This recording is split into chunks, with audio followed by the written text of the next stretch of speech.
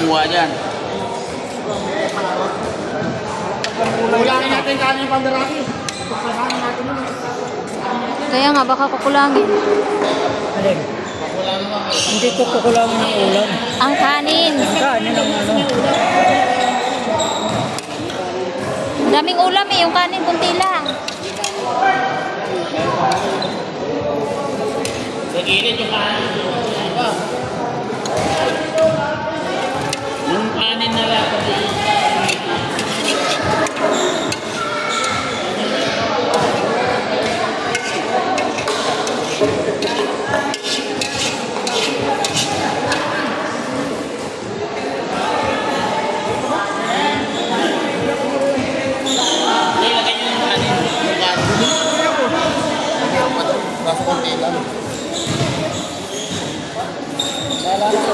Bakal na magbukas sila. Ngayon, pag di nila nabuksan, di balik natin sa ano, binilan. Ano yan? Ito, akin. Ayan na yung nakakaldero.